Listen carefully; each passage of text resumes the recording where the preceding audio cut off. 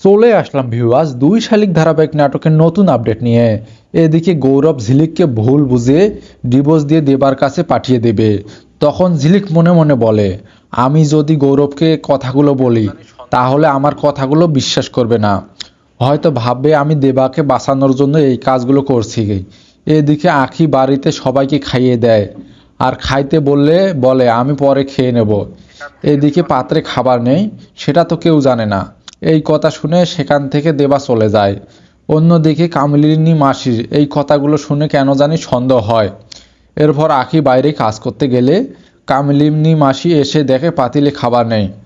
কামিলিনী মাসি বলে, মেয়েটা আমাদের জন্য রান্না করলো আর সবাইকে খাইয়ে দিল, আর সে খেলো না।